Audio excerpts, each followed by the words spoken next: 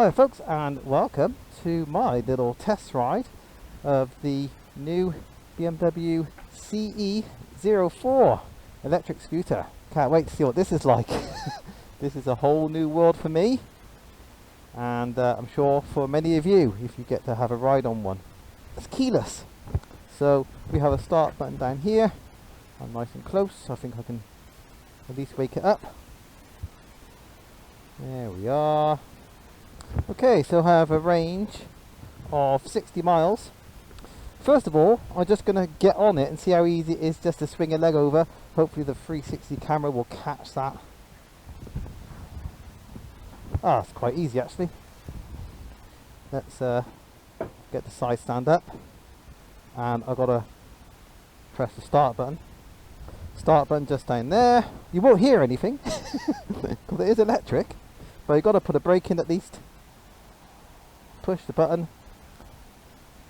We are ready. Now I'm currently, if I look at the modes, I'm currently in rain mode on the dash.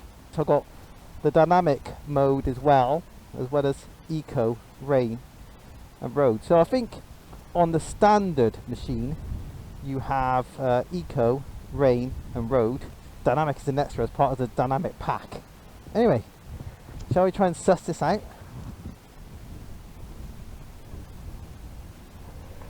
Oh, I'm a bit ginger because it's all quite new. Where'd my feet go? Okay, so I'm in road mode currently, and that gives full performance but minimal engine braking by all accounts.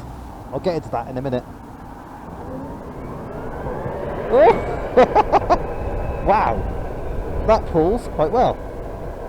What size is that display? Is it 10.2 or 10.5? It's huge.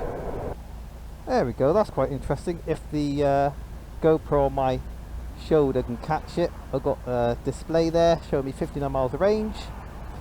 Everything's happy. The motor is actually water cooled.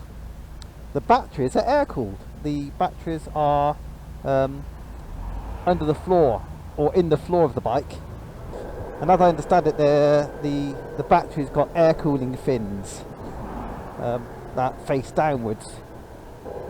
They're saying that the tyres are 2.5 bar and 2.7 bar. Can't quite remember the PSI conversion, but I'll bang it on the screen. The tyres quite surprised me actually. I think there's a 120/70 15 on the front and a 160/60 15 on the back. Quite chunky tyres. With the engine braking, as you roll to a stop, the bike is actually actively slowing down even without you pressing the brakes. So it comes to a halt a little bit quicker than you might expect. But it's just a matter of trying to adapt to it. I'm sure it wouldn't take long. I'm pretty sure that the suspension is actually, I was just about to say, pretty sure that the suspension is unadjustable. But actually, I think the rear might have some sort of preload adjustment. I was looking through the specs and I'm sure it said the phrase stepless adjustment for the rear shock. So I think there may be a collar that you can play with. I don't know if I've ever defined it, but I'll have a little look. So what am I finding so far? As you may know, I am 5'7", 170 centimeters, 32-inch inside leg. And I know this scooter has a number of seating options. I'm not sure what seat I've got on, but it has got a ridge for the bum. I do feel like I'd be happier sitting back a little bit, but that might be a matter of speccing the right seat at purchase time. Because I know there's a flat seat option as well. So yeah, I thought I'd start off by just riding around a town sort of situation. Slow speeds, bit of bimbling, see how the scooter's balanced. See how it starts and stops.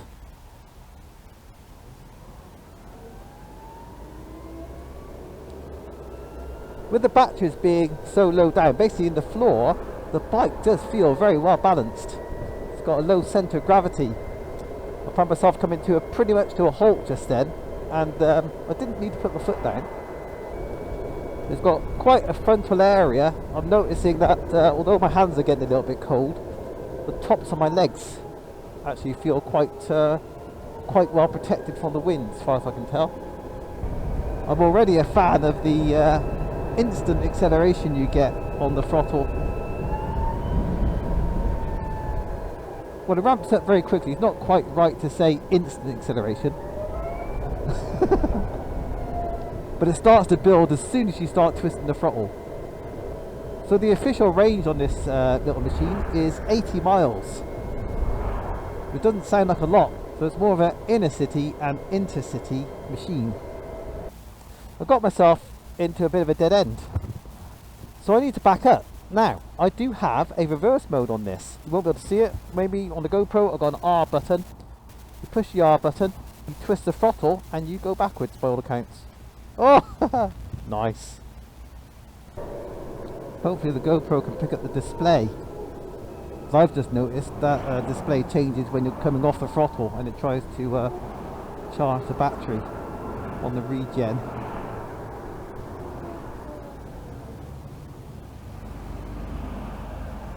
Wow, yeah, it is very well balanced when you come to nearly 0 miles an hour. What isn't impressive is this weather. I imagine I'm going to see hail soon, or rain. Oh, I've got a heated seat. Just realised the seat's warming my bum. That's very welcome. I've got heated grips as well on this machine. I think that means it's got the comfort pack as well as the dynamic pack. That takes the price up to something like, I think, 13,000 and a bit pounds, which is an awful lot of money for a scooter. Now again, I mentioned my 32-inch inside leg. I get both feet down, but not quite flat foot. It's a bit more comfortable if I just have the balls of my feet down. It's not as wide as the Vespa, believe it or not. The Vespa's a smaller machine overall, but the Vespa had a very wide seat. It was actually difficult to get the feet down. This has a very narrow seat by comparison. Although the seat itself so far is relatively firm, but I feel kind of well supported in it. Doesn't feel like a plank of wood. There's a fair bit of bodywork down there between my legs, so my feet feel slightly more splayed out than I would like. But again, I think it's just a matter of getting used to it, and I don't ride scooters very often. Having said that, for instance, the Vespa is kind of straight through at that point down there. There is no bodywork in the way, so kind of depends on what scooter you're coming from, perhaps, as to whether that's comfortable or not. So overall, so far, at slow speeds, pretty pleasant. Yeah, the only issue I have is, I think, so far, is the slightly firm suspension. If your roads have a lot of potholes, ripped up bits of asphalt, or sunken manhole covers, that could make for a rather uncomfortable ride, being bounced from kind of one hole to the next. Oh, here's a pothole. Let's have a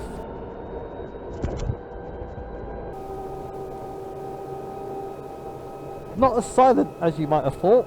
You can probably hear that, and I've got earplugs in. It is whining somewhat at 20 miles an hour. I don't know how that might be heard from the side of the road. We're just about to get into a 60. Well, national speed limit, which I think would be 60 here. I'm doing 37. Let's do some accelerating, shall we? Whoa! That's got me up to speed in no time at all, really. I'm getting a little bit of wind blast on the shoulders.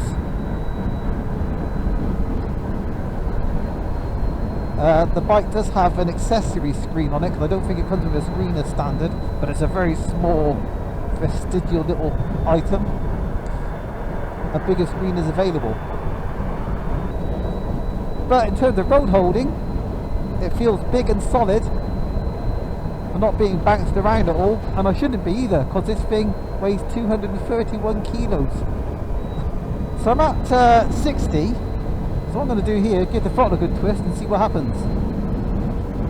Ah, not an awful lot.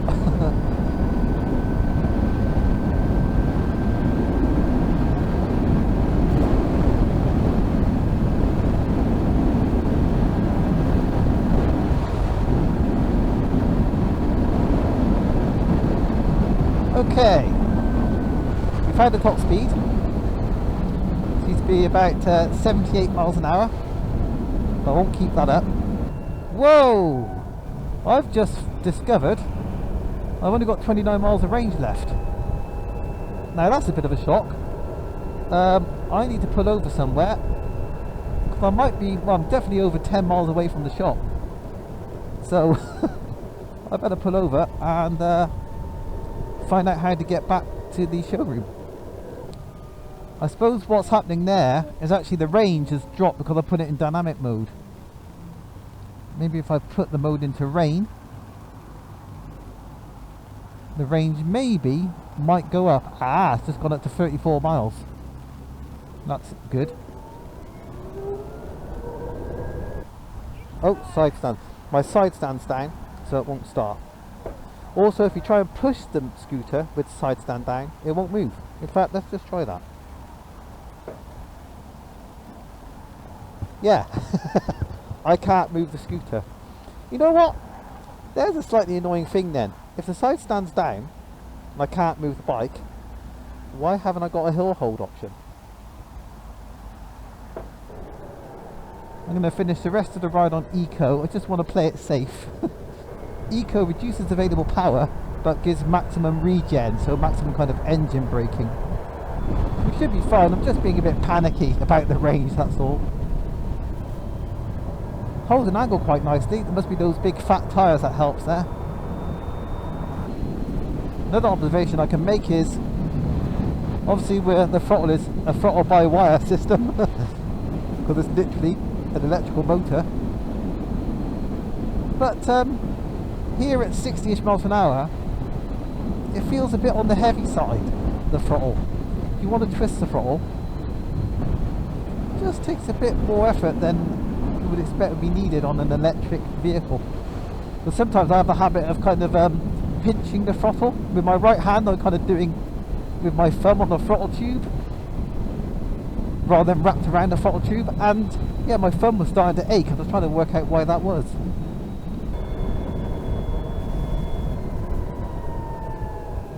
Wow, that's quite a lot of engine braking in eco mode. We've got to watch out, because if you rely on the regen to slow you down, you don't get brake lights. You know, you're not actually braking as such, and you don't get any brake lights. So here's the machine. Sorry if it's a little bit windy, because it is rather windy around here. But yeah, CEO4, the white model here, does come in a kind of a more contemporary kind of grey and orange colour scheme, which I kind of like. But yeah, this is looking decent enough. Doesn't it look like the future? It does look like it's come from the future. Looks pretty striking, to say the least. Do I like it? Yes, I do. Rear wheel's a little bit boring. Not very exciting there. The front one has got some holes in, but you can't quite see what's going on in there. Twin front discs, which is good. And believe it or not, looks like radial mounted calipers. Single disc at the rear somewhere, hidden away behind the belt drive. Belt drive's quite nice. I suppose it'll be pretty much maintenance free. The rear disc is 265mm disc with a single piston caliper. The front discs are the same size, 265mm, 4 piston calipers. And I've found that the braking performance is pretty damn sharp as well. It is strong braking, can't deny that. Now the details about the engine or the motor. The output for this bike, the rated output, is, believe it or not, 15 kilowatts or 20 horsepower. But that's not the maximum output. For this one, maximum output is 41 horsepower or 31 kilowatts. For the A1 model, it's 15 horsepower rated or 11 kilowatts and 31 horsepower peak, which is interesting because for an A1 bike, it's probably got the most horsepower that you can potentially own or ride as an A1 license holder. but that's just peak power, that's not sustained. I couldn't tell you how long you could sustain that for. The battery capacity is 8.9 kilowatt hours. People more savvy than me about electric vehicles will have an idea what that means. Now, let's say for charging at home, in the UK anyway, the charging time is 4 hours 20 minutes to go from 0% to 100%. And 3 hours 30 minutes to get from 0% to 80%. But obviously 80% means 80% of your potential range, so you won't be able to travel as far. Now, if you have the quick charger, and the spicy bit is the quick charger is an extra 800 odd pounds, I think 850 pounds. The quick charger will get you fully charged in 1 hour 40 for 0 to 100%, or 1 hour 5 minutes to 0 to 80, or 45 minutes to get from 20 to 80%. Now, if you had the A1 model, I mentioned, I think on the ride, that it uses the same battery, but it doesn't use the whole of the battery capacity, it seems. Now, this bike has got some storage options. We have a little socket here where you can put your phone in, you can put it in there, and I do understand it's got wireless charging, and a little USB-C socket so you can put your own cable in and charge it yourself. There is, oh yeah, that's your socket for your charging lead. There's a 12 volt output there, which is like the DIN socket just underneath, and the opening for the side compartment. Doing a bit of YouTube, cheers. Thank you. What's your channel? I subscribe. Oh, it's Ricky Tang. Ricky Tang. Yeah, R-I-K-K-Y. Right, so we have this side compartment, which when I first saw this bike being announced, I wasn't sure if it had any storage at all. Oh, I can see hail coming down, or a bit of snow. So yeah, let's press that. There is a bit of rubbish in there, but yeah, good bit of storage in there. You can get your charging cable and a helmet in there by all accounts, if you're a little bit clever about how you package it all. Nice that it's on a little damping arm there, doesn't just fall open. Oh, can I see the rear shock? Because it said something about the shock being adjustable. Ah, there it is. That's what they meant. Stepless preload, so you can adjust the preload. It's just on a thread, so yeah, you can move that up and down. It's already actually quite near the bottom, so whether loosening that off or adjusting it will make any difference to the kind of the slightly jolty feeling I have when I'm riding over bumps, I couldn't say for sure. Let's have a little look at the dashboard. Now, it has got the protective screen on it still, so there's might see some bubbles on the display. It's not started yet, so just showing me the current range and the onboard computer on the right hand side. Let's go to the menu down here.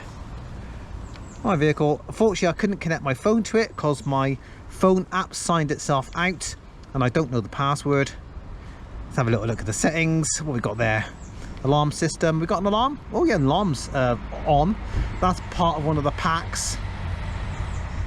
Auto daytime light is on, I think, with a tick on the left hand side of that image.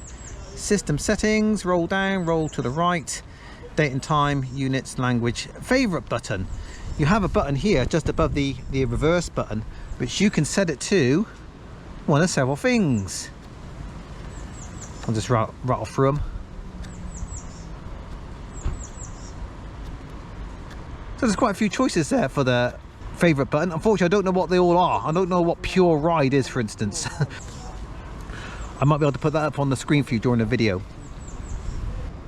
A bit further down, charging settings. Current charging limit 20 amps, interestingly. I'll just go back there, I'm not going to mess about with that. Connections, yeah. Couldn't connect to my phone earlier for some reason. Let's forget that. Display options.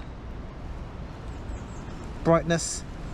Status line content, what you have on the trip options as you kind of cycle through. The trip options at the top of the screen. We'll have a little rattle through those. I haven't even looked. Can you see the tail coming down? Really? Information, software version, what we're running. There you go, there's a software version for you for future reference and reset. Right, this weather's rubbish. I think I'm going to get back on the bike and get back to Motorrad and then have a nice cup of coffee and warm myself up. Doing something a bit silly here. I want hill hold. I just want it to stop moving if I stop the bike. So I put the side stand down, even though I'm not actually going to put it on the side stand. So that's my workaround for hill hold. Now notice that the front brake's really strong. The back brake kind of sets off ABS very quickly if you give it a good tug, so it doesn't slow you down very much. Front brake's much better for that. And that's the opposite of the Vespa, strangely enough. Maybe because it had smaller wheels. That had a really good back brake, incredibly good back brake, and not a very powerful front brake at all. Oh, here comes the hail again.